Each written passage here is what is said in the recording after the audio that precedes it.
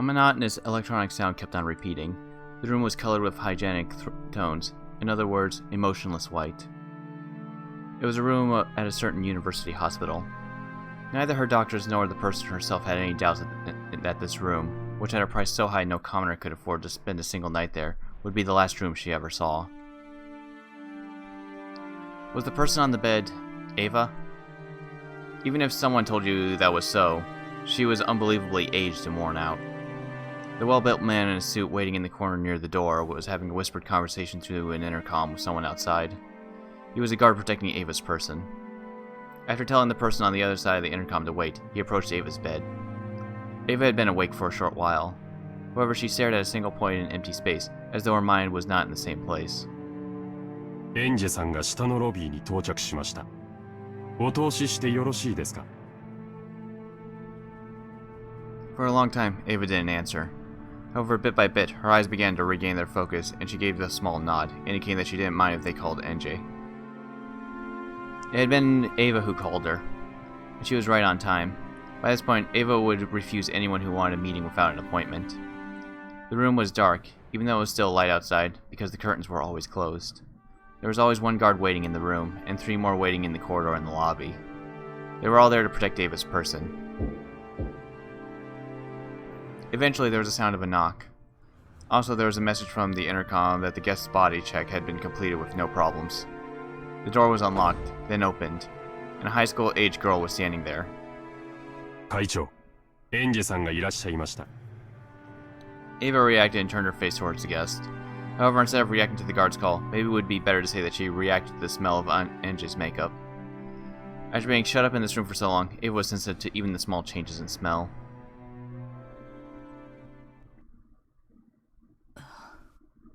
来たわね、エンジ。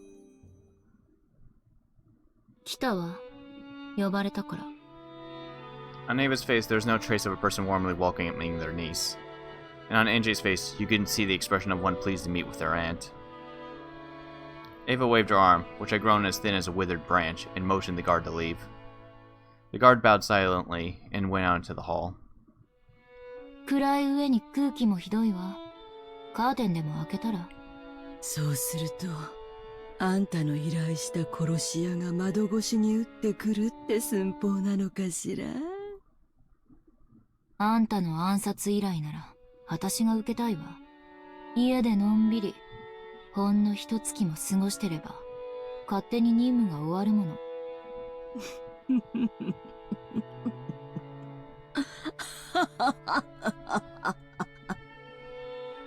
Their discussion was quite morbid for an aunt and niece. However, they didn't look like they were joking. At the very least, Ava believed that someone was after her life. All the Ushirimiya family's massive fortune had come into the possession of Ushirimiya Ava. It was said that this fortune also included 10 tons of hidden gold that Ushirimiya Kinzo was rumored to have hidden. With this vast wealth lay in Ava's cunning, sly, suspicious hands, no one was able to complain. But it was rumored that as soon as it passed on to NJ, it was no more than a young girl. Certain people were plotting to snatch it away. By now, Ava and NJ were Kinzo's only descendants. If Ava died, all the wealth would go to NJ. And if NJ were then to be killed as well, that wealth would go to the family of NJ's mother, Kyrie. In this sense, not only Ava, but NJ as well, were in a position where it wouldn't be odd at all for their life to be targeted by some unknown person. And Ava hated NJ for a long time. This was because she knew that, after losing her only precious son, George, the inheritor of her own wealth would be none other than the girl who had been absent in that family conference 12 years ago, and who had survived.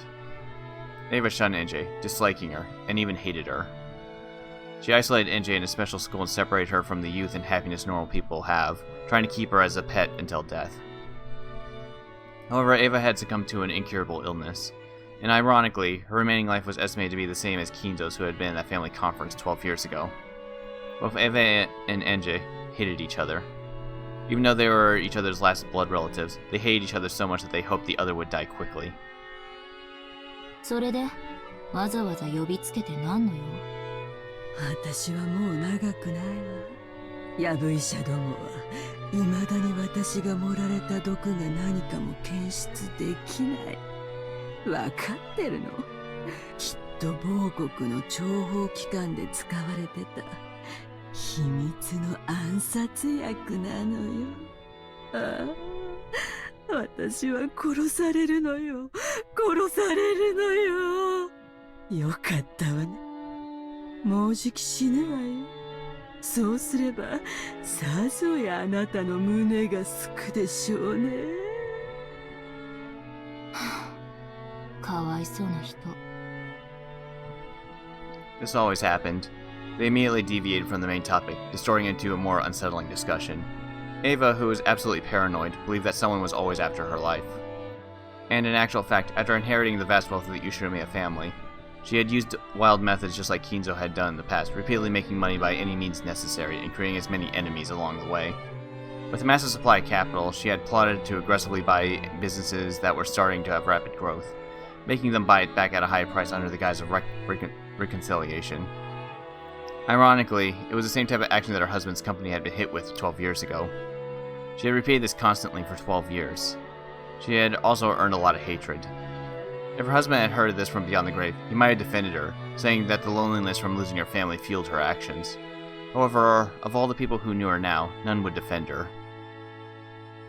For some time, Ava eloquently spoke of how her life was being targeted, listing off names of people who hated her, and sneering at the fact that she hadn't been killed. Even though NJA heard her own name included in that list, there was no particular change in her expression, and she waited indifferently for Ava to tire herself out. 私はね、憎いのよ。光栄ね。私もよ。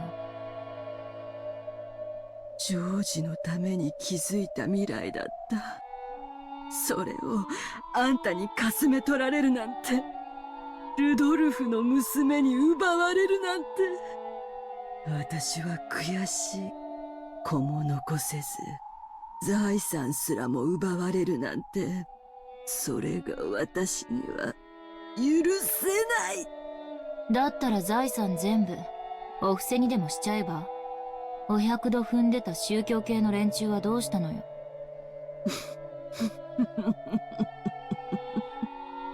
連中はみんな言うのよ。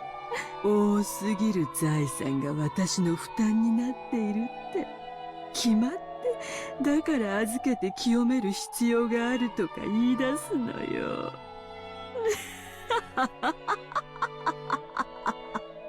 それで思いついたのよ。寄付はやめたわ。For a time, Ava had searched for the founders of several strange and new religious cults, perhaps seeking peace in her heart. But they gave her heart no relief, and if anything, they ended up increasing her paranoia further.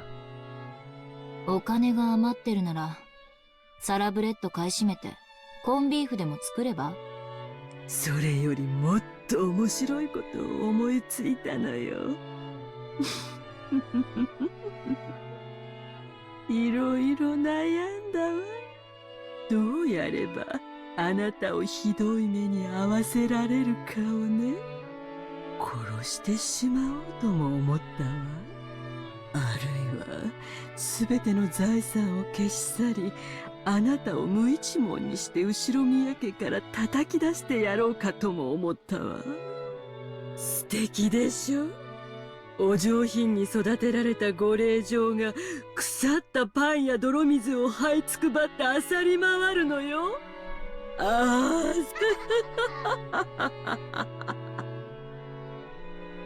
あ。楽しい？楽しいわ。あなたを怯えさせるのはね。でももうじき私は死ぬわ。だから私が死んだ後もどうやってあなたを苦しませ続けるか考えたの。そうした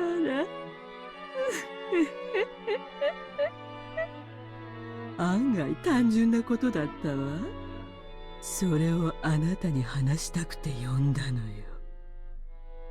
そろそろ中間近いんだけど、手短にね。あなたにすべての財産を相続することにしたわ。へえ。それどころか、私が死ぬ最後の一日までどこまでも財産を増やして膨れに膨らませてあなたに相続することにしたのよ。それがどういうことか想像がつくかしら。わかんないわ。バカだから。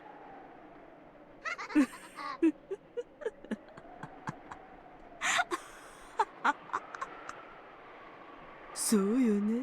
わかんないでしょうね。楽しみにしてなさいよ。本当に楽しいわよ。お金持ちは。毎日日本中の妖怪が朝から晩まで遊びに来るわよ。あんたの私生活はこれからはすべてワイドショーと週刊誌が覗き見してくれるわ。何をしてもしなくてもマスコミは必ず私を批判する。施せばブルジョワだと叩かれ、渋れば主戦度だと罵られる。ああ、本当に素敵な毎日よ。そんな日々に若くて先の長いあなたをぜひ招待してあげようと思いついたの。本当に素敵でしょ。あんたのしてきたことに対する世間の正当な評価でしょ。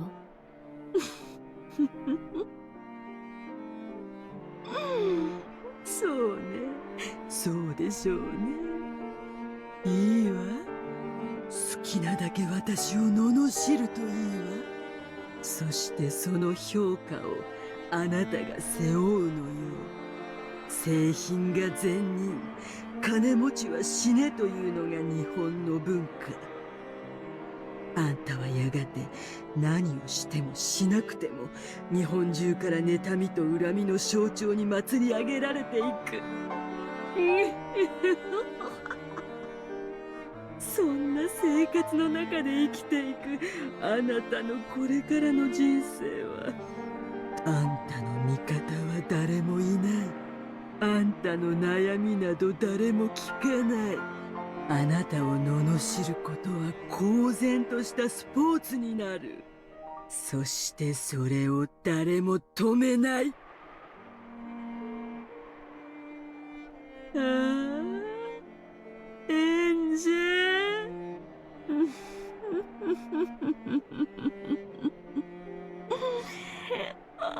ああ、本当に楽しみよ。あんたはどんな人生を送ってどう終えるのかしら。世界中の誰も信用できず、誰も愛せず、誰とも語り合えない人生をたっぷり満喫しなさい。その苦労話を持って地獄へ落ちてくるのを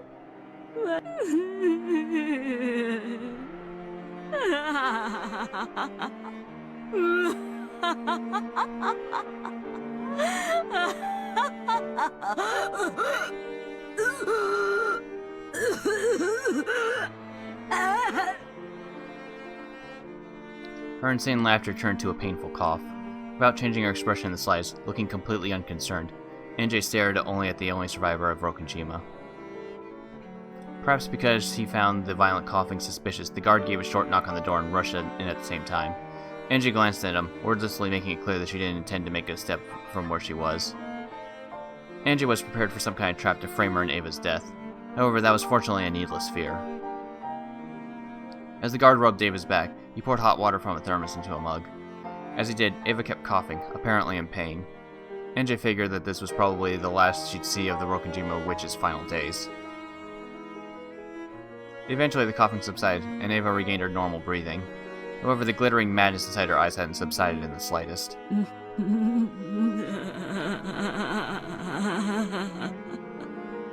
あの呪われた莫大な黄金と後ろ三宅投手の家督、そして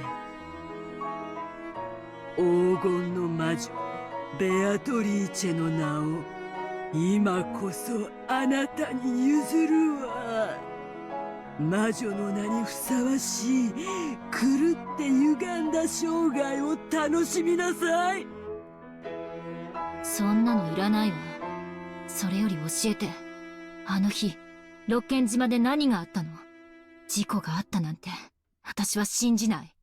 あの日に何があったのか、父さんと母さんと兄さんがどうして死んだのか、本当のことを教えて。ああ、それが一番の嫌がらせよね。あの日に何があったか。1986年の今日、なんて言葉を残して3人が死んだのか、知りたいわよね。教えないわよ。呪われた黄金は残す。でもね、あんたが望む真相は私が地獄まで持っていくわ。それがあんたにできる一番の嫌がらせよ。悔しい？聞きたければ地獄まで行ってあんたの家族に聞いてみるといい。なら今すぐ死なないとね。今すぐへそでも噛んで死んじゃえば。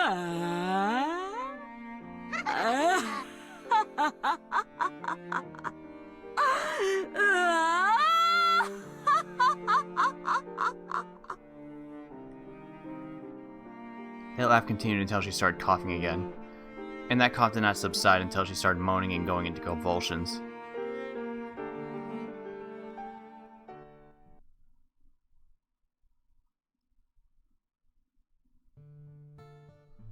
October 4th, 1986. On Rokunjima, the Ushinomiya family's customary and final family conference was held. And on the next day, October 5th, an extremely unfortunate accident occurred, and the Ushinomiya family was wiped out. Fortunately, Ushinomiya Eva escaped from that, and inherited almost all the Ushinomiya family's fortune. However, due to many turbulent rumors surrounding the Ushinomiya family, the way Eva acted afterwards, and her unnatural actions at the time of the unfortunate accident, the public was in an uproar whether this might have been a conspiracy to get all the inheritance for herself. Under pressure from the public, prosecutors repeatedly tried to investigate the matter, and the media began tracing the outline of conspiracy they called the Rokunjima suspicion. But in the end, they weren't able to find proof of this unfortunate accident was a crime. However, because the media continued to give the impression that the Rokunjima suspicion was a conspiracy of Eva's, public opinion began to believe that she was the true culprit. Of course, that was also influenced by the bad impression caused by all that easily condemnable, overbearing financial activity, which she had carried out using that vast wealth. Every time she did something and the rumor started spreading, the media would bring back the Rokunjima suspicion, blaming the criminal justice system by saying that she was the true culprit, and that the only reason she hadn't been arrested was because even the police had been bribed. So the impression that she was a great villain grew stronger and stronger. Her heart eventually degenerated, and ironically began to transfigure her into some kind of human that the public expected. By now, Eva had no one she could trust, and no family. And her beloved husband passed away. Talk shows occasionally mentioned his company, saying that it was run recklessly, while criticizing and disgracing its former accomplishments. Even her beloved son George was dramatized as a stereotypical rich, lazy son that the public expected, and no one even wanted to know what a simple and honest character he had possessed. As to how much all this hurt Eva and ran her to ruin, no one cared.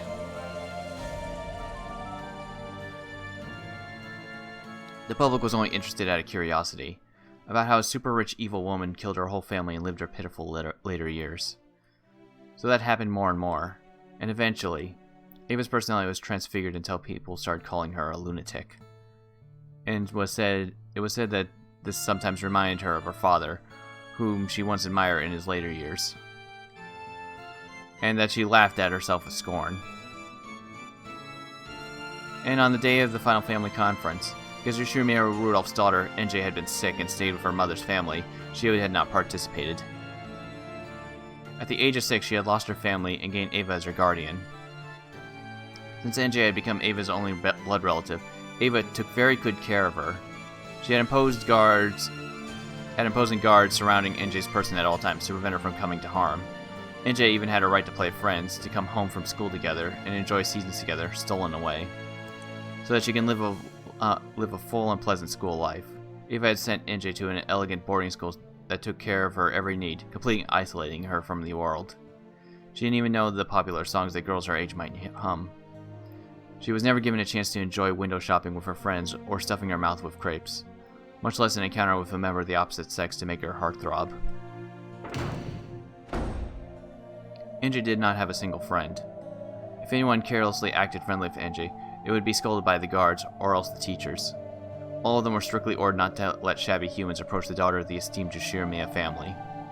During that time, talk shows were always mentioning Ushirimiya Eva, always spreading rumors about her countless financial misdeeds. Those who knew her daughter was naturally to keep their distance. Even now, she was called a witch at school, and anytime something bad happened, even if there was no proof, it would be whispered as though if it were the absolute truth, that she had imposed her will on the school staff. The environment makes the person. By now, she had a heart as wild as those around her feared. No one trusted her, so she never bothered to believe in anyone. No one loved her, so she never even tried to love. And when Ava caught an incurable illness on top of all of this, it was whispered this too was a conspiracy, and this time, NJ was set up as the mastermind. Everyone whispered that the daughters of witches are witches too. Even the talk shows and the weekly magazines whispered that. So NJ also expedited it as if it was definitely, no, as though it was obviously true. Therefore, since she had already believed that she was a witch, when she heard the name of the Golden Witch being turned over to her, she only felt like saying, "You just figured that out now?" However, she was at least sure of one thing. The title of which she had inherited would definitely never be inherited by anyone else. She would be the last head of the Ushirimiya family, and the last lonely Golden Witch.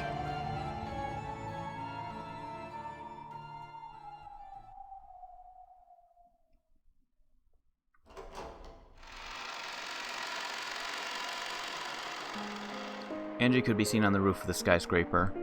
Compared to the winds of the world that had been beaten down upon her until now, this strong, cold wind was warm and pleasant. Below her lay a beautiful nighttime scene, and a dazzling river of red and white lights. It was supposed to clear out the night, so there really should have been countless stars stretching out over the sky. However, the light from the ground was too bright, so you couldn't see them all. Angie couldn't help but think that what she truly sought must lie in that unseen starlight. The world of reality below her looked so far away from here. She could imagine this place as the closest to the world she really should be in. There was only one thing that Angie cursed. Why had she not been able to go to that family conference on that day 12 years ago? Even though, if she had gone, it probably would have been possible for her to stay with her family forever. Lately, she'd been dreaming about her family over and over again. The person I was 12 years ago calls out frantically, urging them not to go to the family conference. But both Dad and Mom are too far away, and my hand won't reach them. Battler Nissan always loved me a lot, and he'd always pat my head. But even though it looks like that hand's about to touch me, even it does not reach. For some reason, I start having that dream over and over. Every time I had that same dream, I usually tried to stretch out my hand even more forcefully, over and over and over. Even if only Battler Nissan had lived, then perhaps we'd at least be able to support each other in my cold and lonely reality. But his hand never reaches me. Even if I climb to the roof of this tall building, I'm so far away from all of them. A mysterious girl pops up in my dreams and urges me. She urges me to find the truth of what happened 12 years ago. "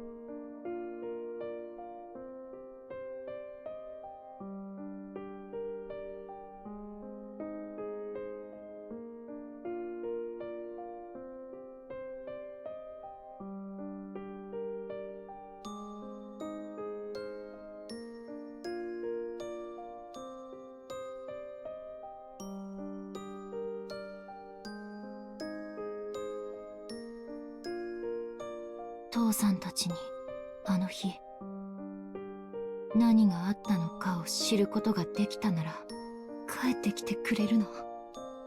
せめて誰かが."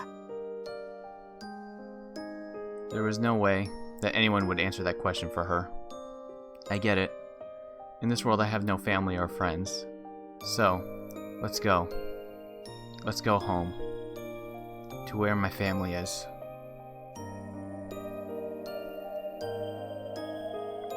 From the start, Anjay's figure had been on the outer side of the fence. The scenery below her eyes was distant, beautiful, and so fantastical that it didn't actually give rise to fear. If I look down, I'll surely be swallowed up by the world below. So I looked up, because I wanted to be taken to the world above, to the world where my family was. Who cares about vast wealth? Who cares about cursed gold? Who cares about the golden witch Beatrice? What I really want, even a mountain of gold couldn't get me. What I need for that is to take a single step forward, just that little bit of courage. At that moment, I definitely heard a voice. It was a voice I knew. A voice I had called to me in my dreams for so long.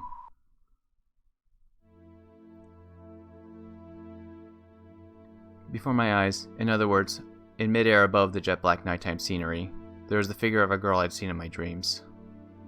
She spoke again, in the same voice I'd heard in those dreams. あなたの助けが必要なの。私の助け？誰が？あなたの家族がよ。あなたの家族は永遠に12年前の今日から明日に閉じ込められているわ。それを救えば私の家族は帰ってくるの？ When I asked that question I had most wanted to, the girl cruelly stopped talking and hung her head. それは約束できないわ。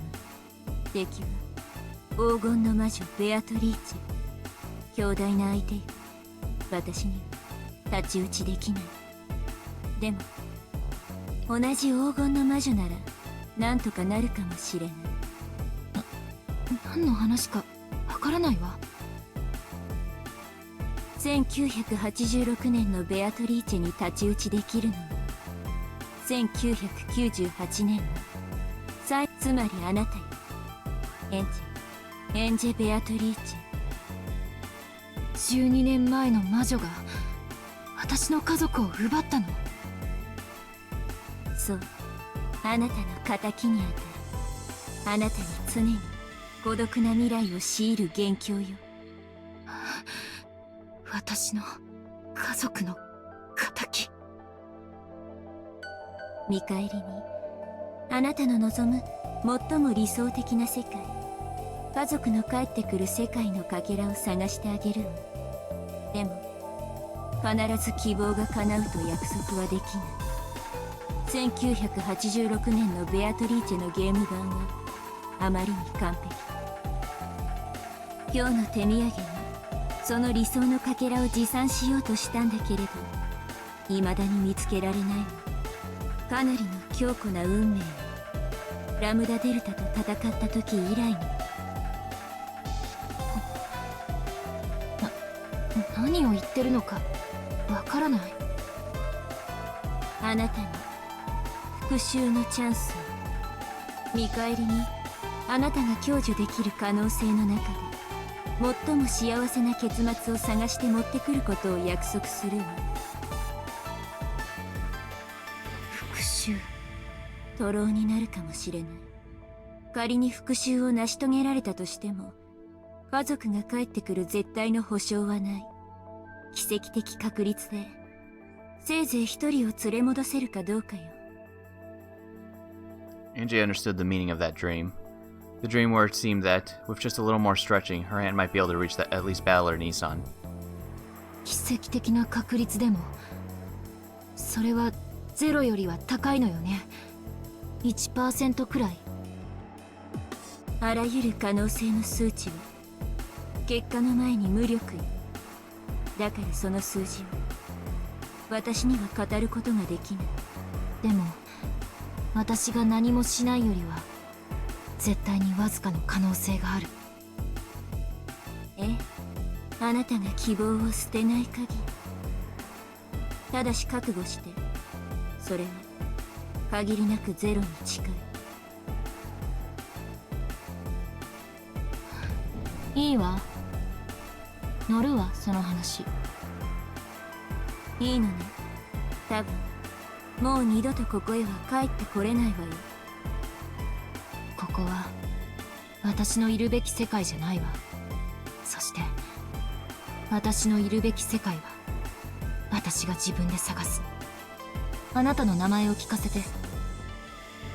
奇跡の魔女ベルンカステル、そして我が名においてあなたは黄金の魔女エンジェ・ベアトリーチェだと認めるわ。今こそあなたは本当の魔女よ。 The instant she proclaimed that I was a witch, I felt dizzy, as though something inside me had changed drastically. At that time, I heard a clunk. It was the sound of the door that opened the staircase to the roof. It was Aunt Ava's guards. They're the only guards in name.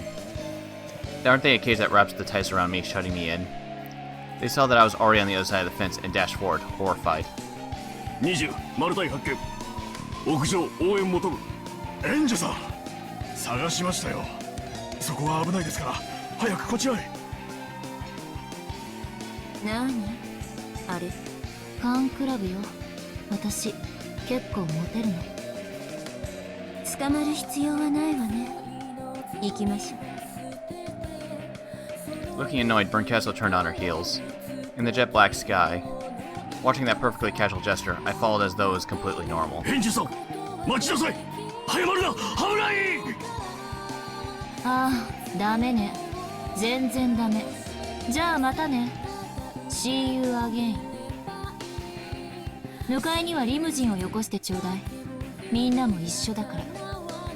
じゃあね。援助さん